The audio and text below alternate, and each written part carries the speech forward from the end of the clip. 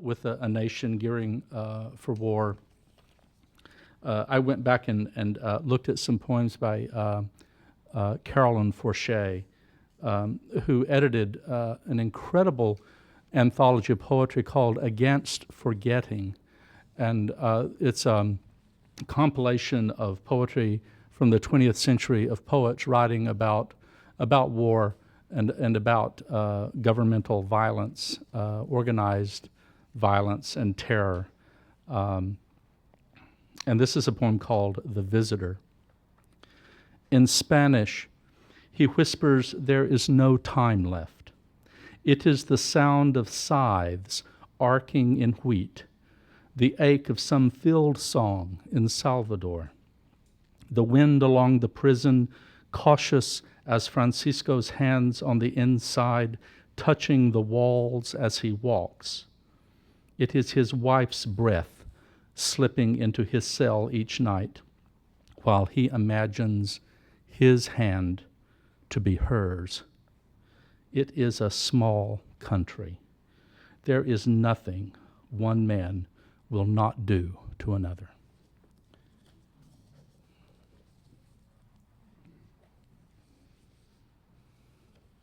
And then on a somewhat lighter note, a wonderful poet in Ventura County, Joan Raymond, who for many years has had a workshop out of Ojai. And every year, for many years, she's published an anthology called River Talk, which has published my work for over a decade.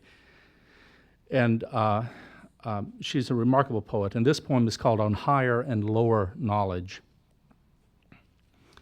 Politics is interesting to discuss only when you are healthy. When Father was dying, he lost interest in his Republican Party, but grew awed at the way the light fell across the white gravel in front of his mobile home in the park. He also grew interested in Mother's silence, never attained, much yearned for bliss. His last words, "Vera, please shut up." Meatloaf is for minor occasions, which takes care of most occasions. A touch of Mother's deathbed truth. I have learned not only from my father, at whose gentle but unsubstantial knee I learned a sense of humor and how to give up, if not with dignity, at least without a fuss, but from others, people in supermarkets and bars and students inarticulate, sexy, and yearning, that most of us don't have much use for each other, but wish we could find one.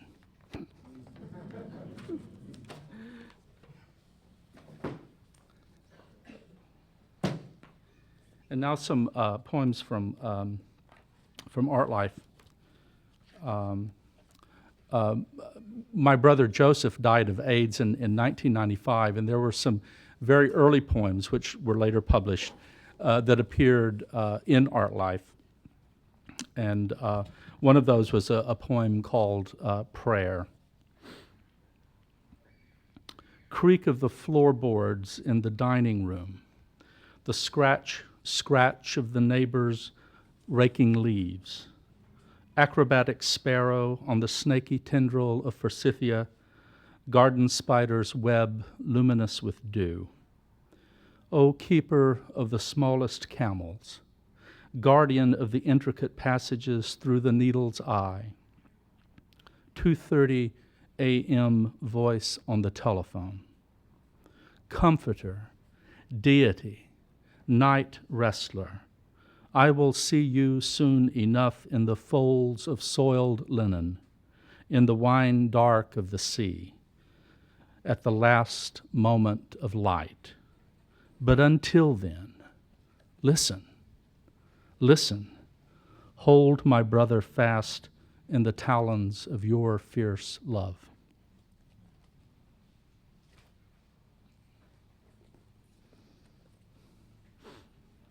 This cover of Art Life features Adrienne Lewis, phenomenal poet, and it turned out Carol and I first met in 1980 in Santa Cruz. And then years later, we find out that we have a mutual friend in common, and it's Adrienne. And Adrienne was actually responsible for our meeting again, because Adrienne read in LA, and I went down and there was Carol, and we hadn't seen each other many years, and it was great. This is a poem called From Among His Brothers. That's the page, and has that red string. The red string came about, I had just finished reading a book, The Spirit Catches You and You Fall Down, which is about the clash of the Hmong culture and modern medicine. And it actually takes place here in California. I believe the author is Ann Fadiman, and I recommend it to all you. It's a wonderful book. It's nonfiction. And the red string, sometimes during healing ceremonies, a red string is tied to the ailing person and then is tied to an animal that is then later sacrificed. And what it is, it's a method of anchoring the soul back to the body. In the dream world, my brother is tall and handsome, his eyes sapphire, his hair a curtain of fire, his skin fine alabaster. He is a man among men. They love him with their hands and mouths. He stands among others a radiant tower. His heart is an open door for men to enter. He is praised by friends. A dark day. His soul was summoned out from his body. The owl did not call him. The lark did not call him. The mocking bird did not call him. No one knows who called to his soul. I followed it all night, carrying a red string to bind it, carry it back to his body, whose eyes were now dim sapphires, his alabaster skin shattered. I found his soul at last, tall among others and beautiful, but I could not bind it. I could not bind his soul. Go home, it tells me. The journey back is a dream like the journey there. The way through sleep is treacherous. I pass through a gate where his body lies. I awaken in the world of men. Thank you. And then to sort of celebrate and thank you for that. Poetry readings are awkward because you never know when to applaud, and I'm one of those readers, that people applaud for one poem, they don't applaud for the other, and if poems have any life at all, they develop petty jealousies, and you got more applause in Santa Paula than I did, and all that. This next poem, two enduring friendships that I've had in Ventura, Ed Elrod and Kent Weigel. And this is a poem I wrote in memoriam to Kent called Panteon de la Paz, Baja Sur, California. And a panteon in Spanish is a cemetery. I'm just trying to think if there's anything in here that you might not know, but I think that's it. And the cemetery in La Paz is interesting because there's a section where there's a huge white trough-looking area, which is sort of built up and whitewashed. And these were it is essentially a mass grave of all these people that were killed in a flash flood in the 70s. There was like a shanty town, and there were heavy rains, and there was a flood, and lots of people were killed, and most of them, no one ever knew who they were. Some of the colors here are so bright, it will take 2 years or more of weather like today for them to fade. In bright blue, taxicab yellow, deep reds, greens, and all the pastel colors of Easter eggs, these mausoleums crowd against each other as though the dead were competing for the best real estate. I'm here with two friends, George and Marjorie. Camera in hand, I photograph the walls of color, the angel with the broken wing, a small shrine with the Christ child surrounded by saints both familiar and unfamiliar. The Virgin Mary appears in several guises, resplendent in flaking paint. Through the window of one mausoleum, I see a statue of Our Lady of Sorrows, sporting eyes of glass and a black robe decorated with stars, a celestial map to paradise. She repeats herself as the Immaculate Heart, her garments pale beside the manifestation of Guadalupe, who stands in the cup of the moon, her skin brown as shadow.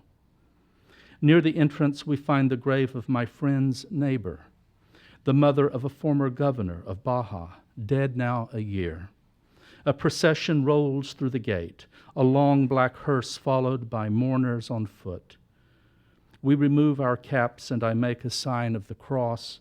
George walks forward up the path toward the group as if to join, his white hair blowing in the breeze like a salute or gesture of goodbye. I say under my breath, we all come to this in the end.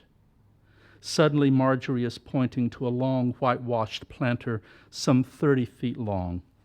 This is the mass grave from the flood about 10 years ago, she says. Most of these people were never identified, whole families. Suddenly, I feel some emotion, not sadness, rather envy. I would want to be buried with or near all the people I loved, but don't ask me why. Is there an answer for this selfishness? Kent, I thought of you then, dying some 1,200 miles north. I had been grieving ever since I heard you were sick. Ed spilling out the words, a tumult of despair, hope, a litany that stunned me speechless. I sent a note telling you how sorry I was to hear you were sick. I was right in La Paz. It all comes to this. In time, your absence will be a small place within us that remains hollow, to shelter a brightly painted shrine that love makes. In its abiding emptiness, we keep you, Kent, tethered safely in our hearts.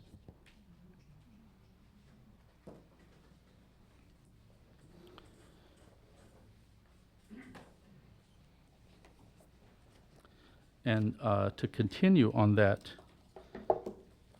similar theme, a lot of my poems are about light. I think it's almost impossible to live in Southern California and not be affected by it in some way. And because of my upbringing in Appalachia, I grew up in a household where there were two books. One, well, actually three, if you count the Farmer's Almanac. But one was the King James Version of the Bible, and the other was a book. My father had two friends who were Jehovah's Witnesses, and they gave him a book called Highways to Heaven. I still remember the title, and there was a great photograph in it of a human debauchery, which was, it looked like it was a nightclub. There were people in the background with musical instruments. The women were wearing lipstick and smoking, and people were holding martini glasses. And I still remember that photograph. So those were the two books I grew up with, and the Farmer's Almanac. So certainly biblical themes play a great deal. And one of my favorite books in the New Testament is the book of Mark, which is one of the oldest. And it's an interesting book because that book of the New Testament ends with the crucifixion. It says nothing about the resurrection. So it's an odd book in that respect.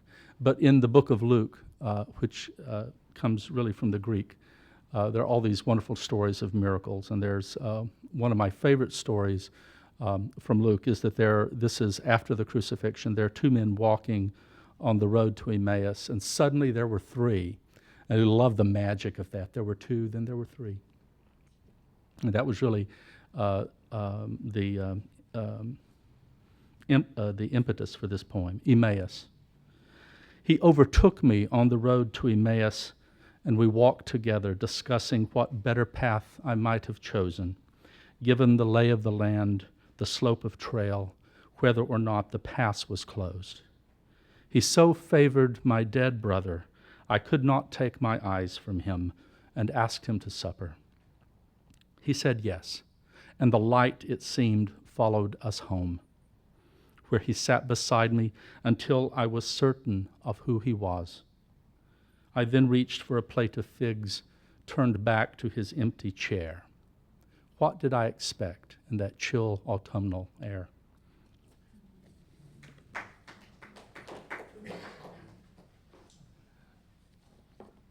Okay, I have a friend that lives in Sequim, Washington. She used to live down here, a trauma room surgeon by the name of Charlotte Watts. And if you all like to look at incredible photographs, right now at the little Gallery 2 up on First Street, there's an exhibit of photographs and watercolors, and there are several very fine photographers. And if you like what some people are doing with the pixels and the computerized generated images, there are some of those there by Amani Flyers, person I've only met once, but she teaches at Moore Park. And then Charlotte Watts' extraordinary photographs. Charlotte sent me a copy of one of the photographs, and it is a photograph of an illuminated manuscript, and that's also in the show. But then she enclosed with it, it was a Christmas gift, and she enclosed with it a photograph of she and her partner, whose name is also Charlotte. So this poem is a response to that. It's a photograph of an illuminated manuscript with a snapshot of a photographer and her lover for the two Charlottes at the turn of the year.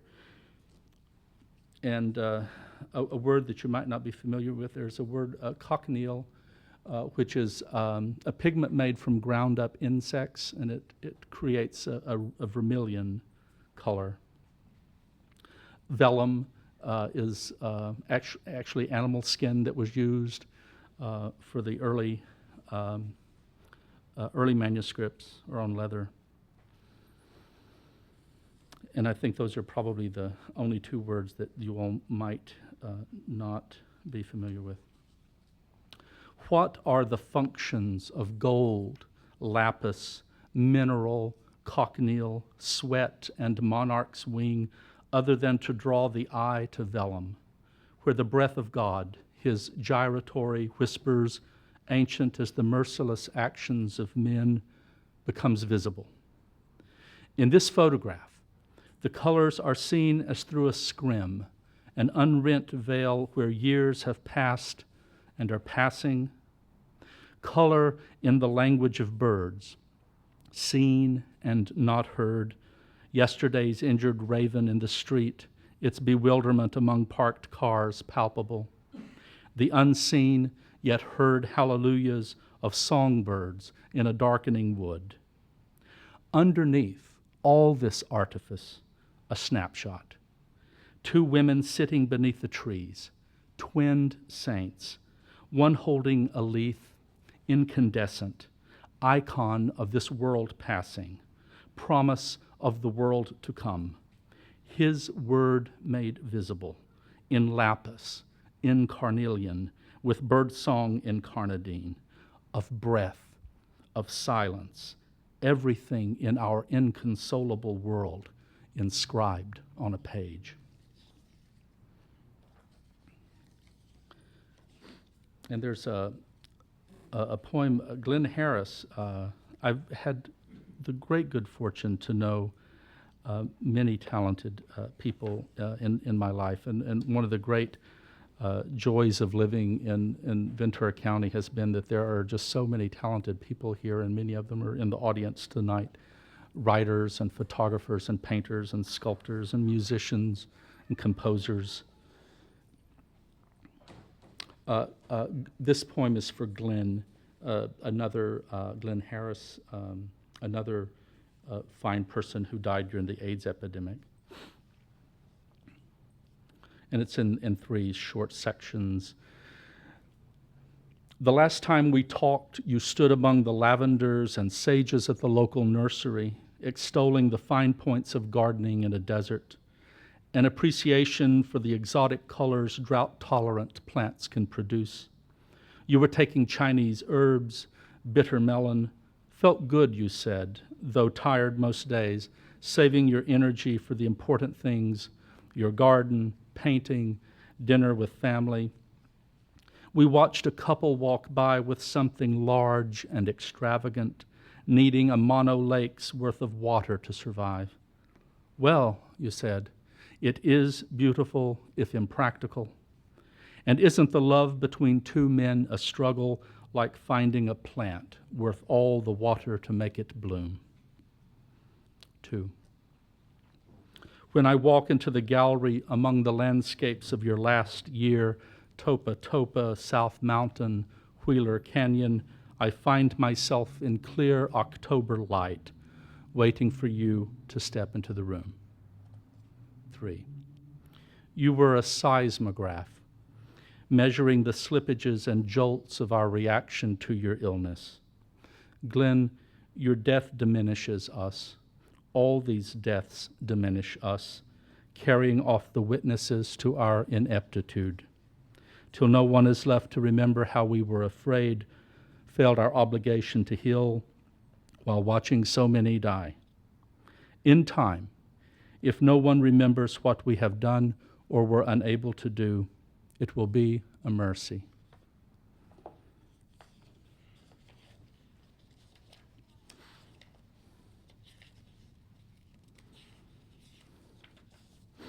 This is a poem that was inspired by a postcard exchange with Carol after she came back from Russia, and she had kept a sort of a prose journal of these of her experiences there, and this also appeared in Art Life. What is left? On a residential street in St. Petersburg, in the apartment of Madame R., a small box is removed from a cabinet. In it, a handful of photographs glued to cardboard with the names of the studios in Cyrillic, a few in French. Invariably, they portray handsome young men in uniform or scholars' robes she knew years ago. This one they shot. That one spent years in a labor camp. Others lived abroad and were never seen again. I think this young man with the shock of hair killed himself. Oh, these are terrible stories from a terrible time. I can only say, during those hard times, people did what they knew to do. It was all dreadful. A heart that does not die of grieving becomes a sieve, incapable of holding sorrow. So, this afternoon we have our tea and a bit of cake. Let us enjoy the spring sunlight warming the chair, the view from the window, vivid flowers, trees in a riot of bloom beneath the unhurried sky. How am I doing? Okay, I think I'm going to read a couple of short poems about my brother. This one is called Sweeney's Encampment. If you've ever been to Atlanta, Georgia, you can't go 5 or 10 feet in any direction without stumbling over a historical marker, most of them related to the Civil War, erected by the Daughters of the Confederacy in the early 20th century. And this is called Sweeney's Encampment, historical marker on McClendon Avenue, Atlanta. It is the one historical marker on McClendon Avenue I did not read regarding the Civil War, or if I did, I forgot. It is on the edge of a park in the neighborhood known as Lake Claire, near Little Five Points, on the way to downtown, on the way to where you worked. I think Sweeney was part of Sherman's army. Forgive me if I've gotten it wrong, but what was left of your life filled every moment of mine. The drive through Lake Claire was a shortcut you showed me. If I knew then what I know now, I would have taken the longest way around, stopped at every marker of great or little significance. I would have insisted we both get out of the car, fingered the raised letters on each bronze marker, read the inscriptions out loud, consign it all to memory, the historical fact, you, me, and the failing light of late September. And then I'm going to close with a sort of a newer poem. Let's see. Well, then probably I won't, because I don't see it there. But what I'll do is, this is another poem that appeared in Art Life, and it's a short poem that requires, because it's based on history, some explication.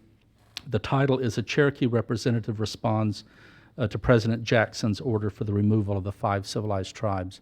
The Cherokee were the indigenous people where I grew up, and also in northern Georgia, northeastern Alabama.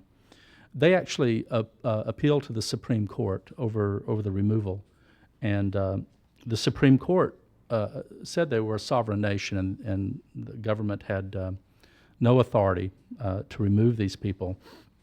And that was the great quote of Jackson's, where he says, "Marshall has made his damn law, now let him enforce it." And at the Battle of Horseshoe Bend in Jackson's early career, his life was saved by a Cherokee who were allies against their ancestral enemies, the Creeks. And the leader of the Creeks was Bill Weatherford, who had a Scots father and a Creek mother. And Old Hickory was Jackson's nickname. This is the Cherokee representative. "Your president is a son of a bitch. If Junaluska had let Bill Weatherford lift Old Hickory's hair at Horseshoe Bend, it would have been all right, by God, by me." Thank you all very much.